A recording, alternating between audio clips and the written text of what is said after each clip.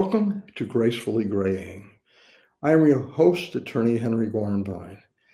Today on Gracefully Greying, I am very pleased to welcome as our guest Jamie Oldham, who is a registered nurse and the Director of Care Coordination Services with the law firm of Schluter Hughes, as she leads us in a discussion regarding aging in place and care coordination.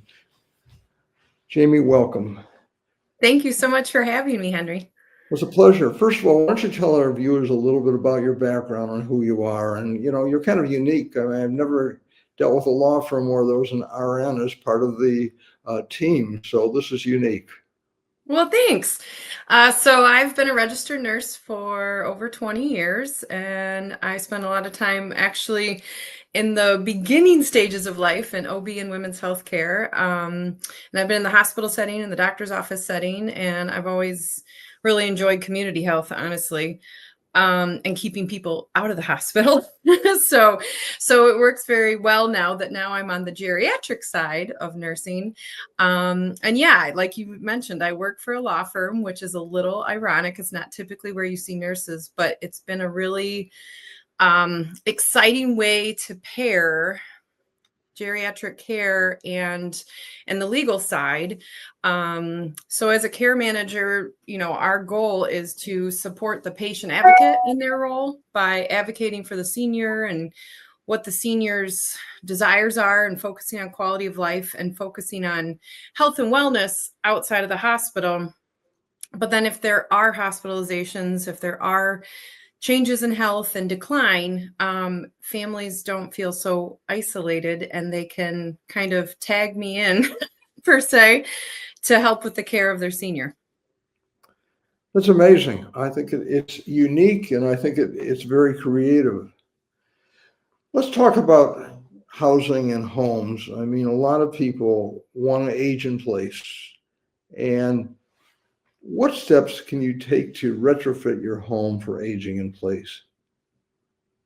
So I would say, and I think statistically right now, it's about 75% of seniors want to be able to stay in their homes as long as possible, versus opposed to, choosing to move into like a senior community.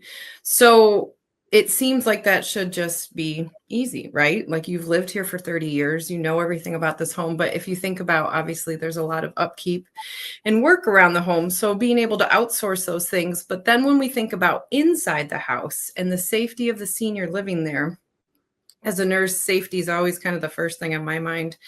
And knowing that statistically 1 in 4 individuals over the age of 65 have a fall every single year. A lot of those falls actually happen in the home. And the bathroom is one of the first places that falls happen. Why? Because we have water and it can be slippery, but also the stairs. So when we're thinking about how we can retrofit our home and how we can make our home safe to be able to spend the rest of our life here, we have to think about a few things. But quickly, the bathroom, getting rid of the pretty rugs. Like, we want to make surfaces non-slip. And then if the rug doesn't have the backing on it, then it's a slippery thing itself. Adding grab bars so that you can hold onto a bar as you step into the shower or step out of the shower. Because if you've ever slipped and you grab for a towel bar, they're going to come out of the wall real quick. So actually having a company come in and actually add grab bars before you have the slip and fall in the bathroom is obviously the best way to prevent that.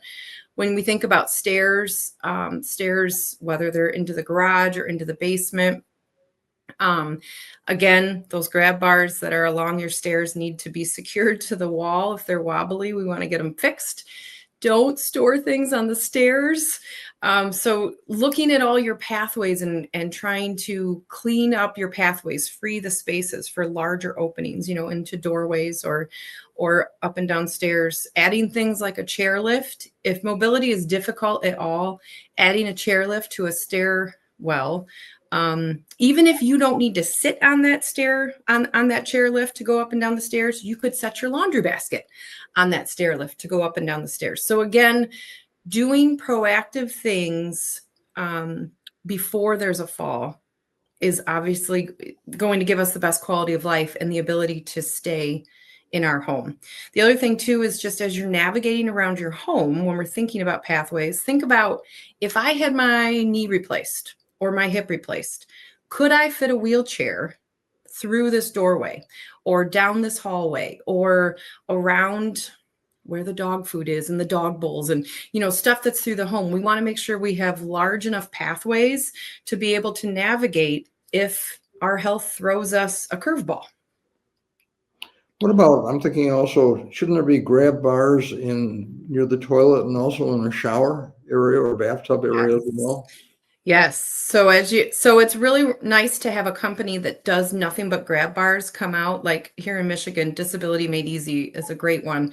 And they'll come out and they'll actually do a home assessment about where they would typically place grab bars and for what purpose. So you're holding onto a bar to get in and out of the shower. There's a bar inside the shower, usually a seat, whether it's built in or whether it's, an actual seat that you add, because again, if you had an unexpected joint surgery, you're going to need to sit for your shower. Because obviously we're talking about anyone that's 65 versus 85. Very different mobility levels, but we all have changes in our body as we're getting older. It takes longer when we go from a seated position to a standing position. It now takes longer for our heart to pump our blood all the way up to our brain. So because of that, we have the possibility of getting dizzy. You have the possibility of, dizziness can lead to falls real quickly. Different medications you add can then alter the way your body goes from that, that blood pressure again to get up to your brain. So that's why I'm encouraging, even if we're only 65 and we're thinking, oh, that stuff's for when I'm older, things change. Our bodies are changing, medications change. And then there's always those potential surprising surgeries that can come along too, and the rehabilitation at home. That's for sure. Jamie, smart technology is everywhere, and I'm kind of a dinosaur in many respects when it comes to technology. I can turn on a computer. I use computers all the time. I have smartphones, but how can we integrate smart technology into our home as we are aging in place? Henry, I don't think you can call yourself a dinosaur when you have a podcast and a website. Oh gosh. But hey, there's a lot of great smart technology, and it is scary for a lot of people to integrate, but there's a lot of great things that you can do in the home. For example, automating lighting. Poor lighting can lead to trips and falls. So having smart plugs or even just timers, that doesn't have to be smart, right? It could just be a timer in which the lights come on in these specific rooms at certain times. And then if you're gone too, those lights are still coming on, which makes it obviously look like somebody's home.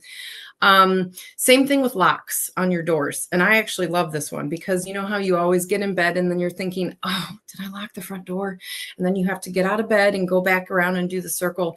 But automating smart locks that you could even, it would retrofit your lock on your house. And then you could use an app to say, I want this to always lock at 9 p.m. Or you can, lock it and unlock it from your phone, which is nice and simple, honestly. Some other devices too, like Ring doorbell cameras, are great for security, but they're also, if you're not home, or if you are home and I get an alert at 4 a.m. Well, it was a deer, thank goodness. But still, it's nice to just know that there's another set of eyes kind of watching around you. Now, if you are a family member that you're really concerned about somebody that's living alone, other smart things are like using like an Echo Show, for example, which you could automate some of those systems for them. The Echo Show kind of becomes a little bit of the hub in the house. But the Echo Show also is really nice because if you have it paired with somebody, so say I'm concerned about my mom, I can drop in on that Echo Show, meaning I can call it and it'll turn the video on. So if I haven't been able to get a hold of my mom who's living alone and I'm concerned, I can drop in on that Echo Show. Other smart technology, which is always really good to add in is fall detection. So like an Apple Watch. Maybe you're like, I'm not wearing one of those stupid pendants to call for help. I don't need that. Okay, well then like having an Apple Watch, it has a fall detection that could notify 911 if it detects, this is not my area of expertise, I guess, to explain how it's detecting, but it could detect if there was a potential fall, and call 911. Or there's a lot of, if you look on the internet, there's a lot of different pieces of jewelry you can get now with fall detection integrated in it that could call for help.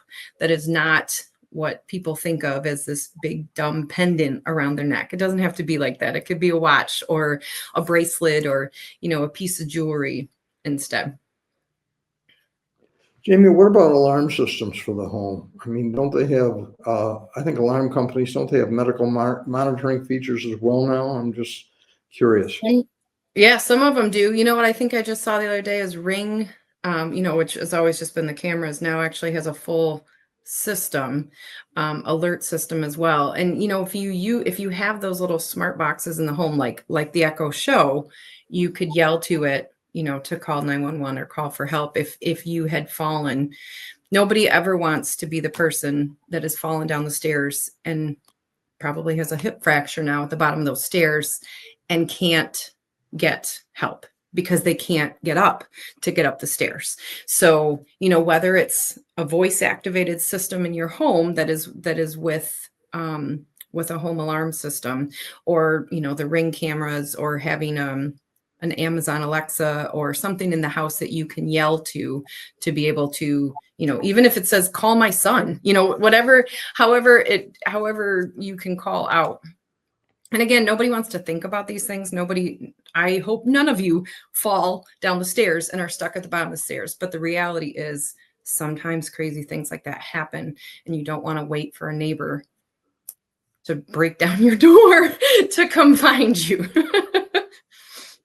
Now, one thing I've learned also, that exercise and diet can be a way to counteract falling, especially if you're in fairly decent health. That yes, just taking regular care of yourself through, regular exercise. And also I've learned that strength training, weight training can help counteract a lot of this as well as cardiovascular. Yes. That's fantastic. Good job. You've been listening. You've been doing your homework. Yes, regular strength training, even just getting outside and walking every day. But that muscle training is what is good to help keep balance.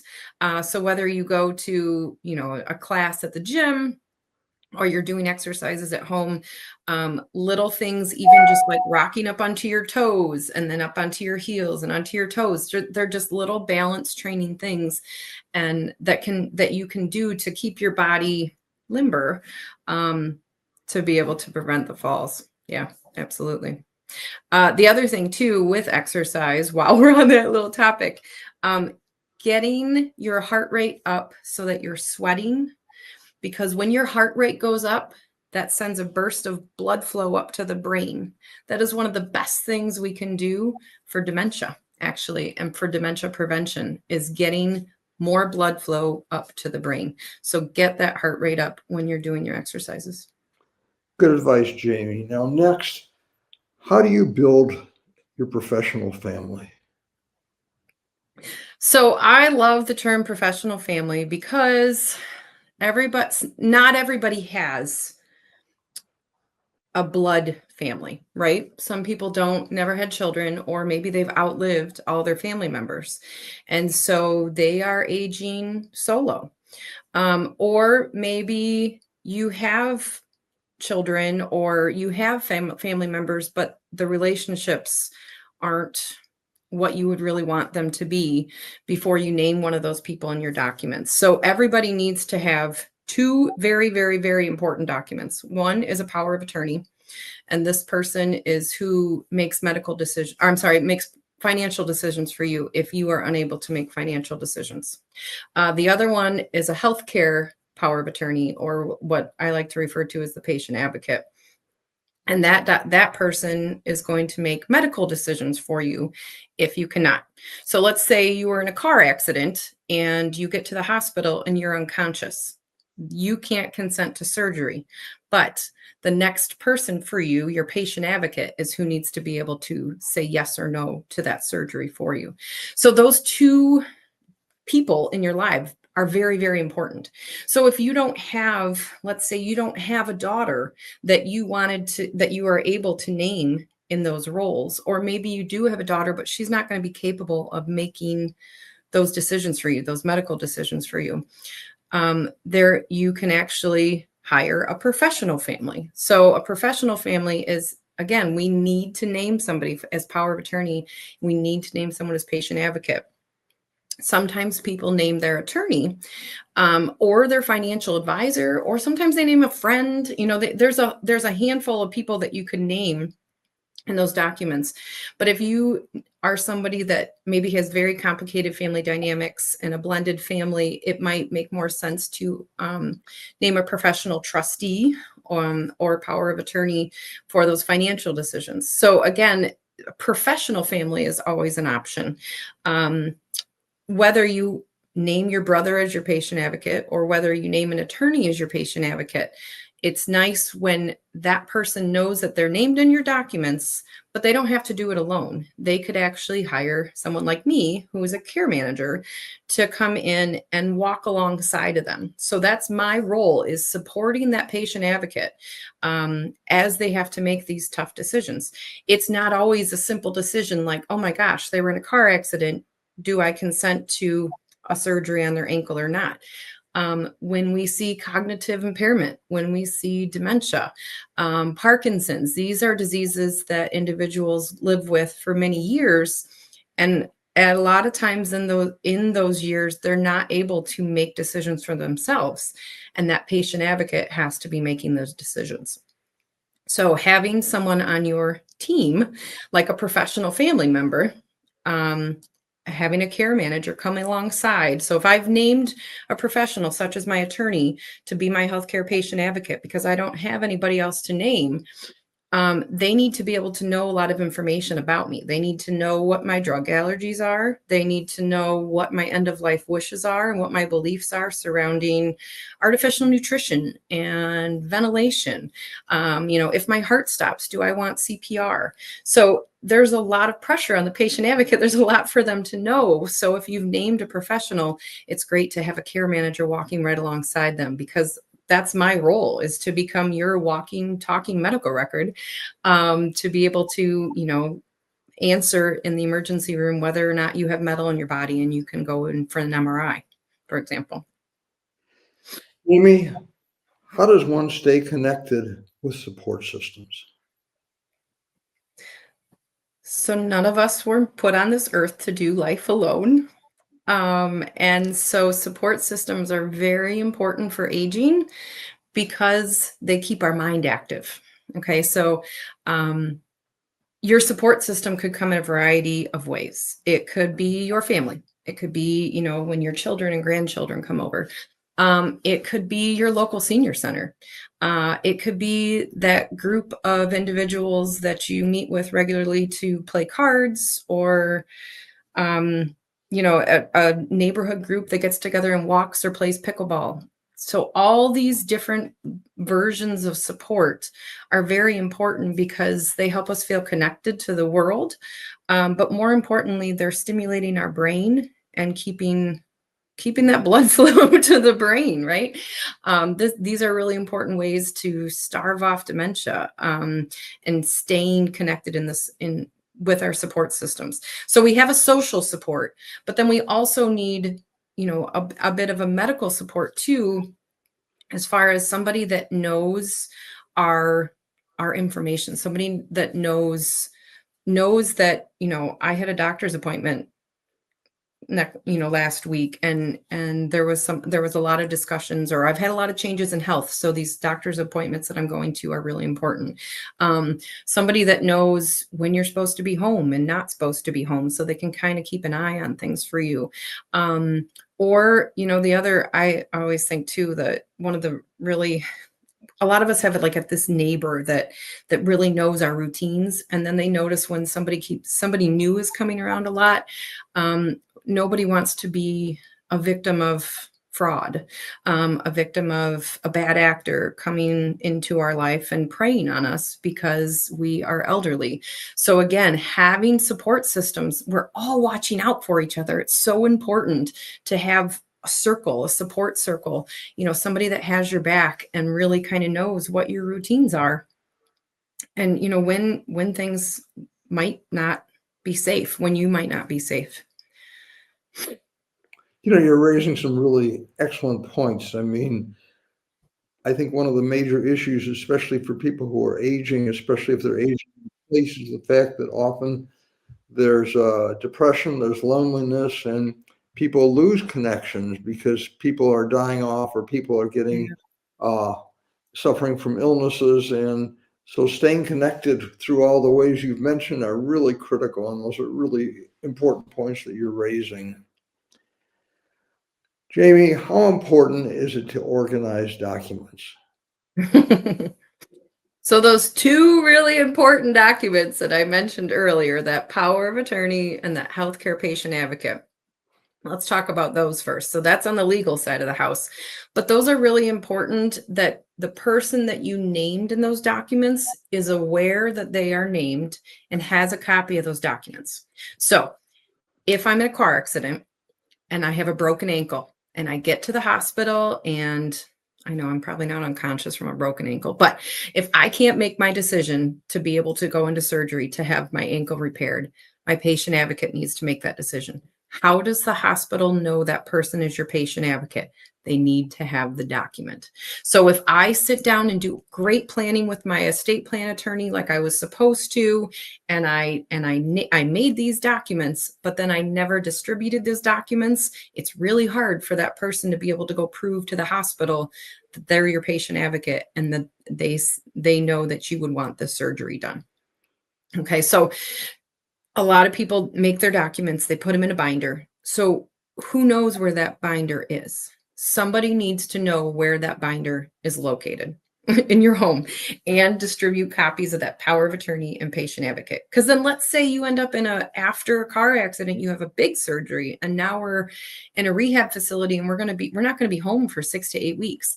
That power of attorney might need to use that document to go to the bank to help move money so that we can be paying bills, or somebody can kind of step in your absence. So that's one side of life of the paperwork and where it should be.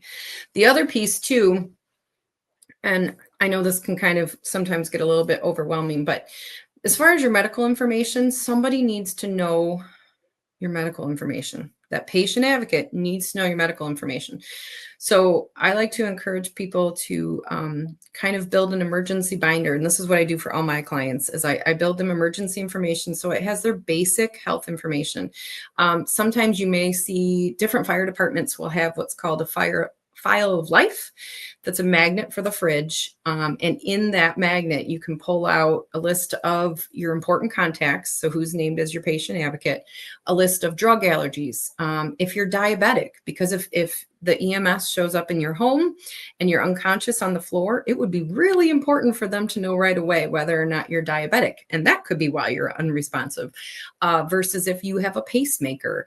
So having some type of emergency information right near the fridge in your home is very important when we're talking about organizing documents.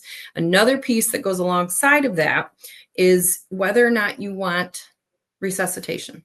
Okay, so if you want CPR, so everybody in the world is a full code, which means you want the hospital to do everything in their power to keep you alive, unless you have signed an order with your physician that says, I want to be a do not resuscitate. I have had a great life. My quality of life is no longer what it used to be. And it's not something that I want to throw everything at to maintain. So if my heart stops, I feel like this is my time. I don't want chest compressions. I don't want to be hooked up to a ventilator in the hospital.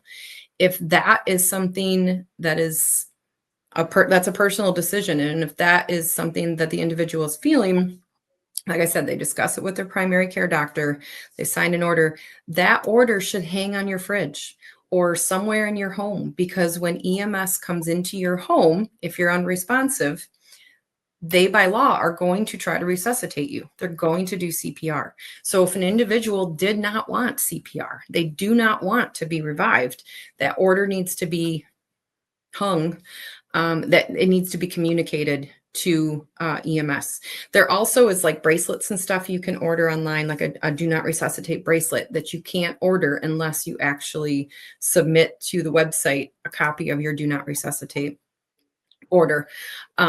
But still, they have to see the physical order. The EMS has, or the person doing CPR, if it's a medical professional, has to see the order to not do CPR if they find you unresponsive.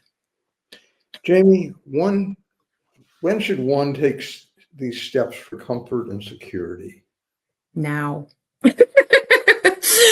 There's a lot of ages out there, but I just really encourage you to think about these things. Think about your own wishes. Think about your own documents. Even if you're in your 40s and 50s, we don't expect to have a heart attack and be unresponsive on our floor, but it's possible, right? All things are possible. Car accidents happen every day and affect absolutely every age. So you could come home from a car accident in a wheelchair at any age, right? And need to be able to navigate your own home. So yeah, it's never too early to start some of these tips we've talked about today. Jamie, what advice would you give to a family member?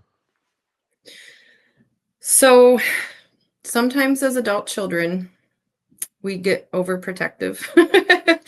And I think a takeaway piece maybe that I encourage all adult children is that our parents are still allowed to make mistakes. They're allowed to make bad decisions, just like as middle-aged or younger people were allowed to make bad decisions too, right?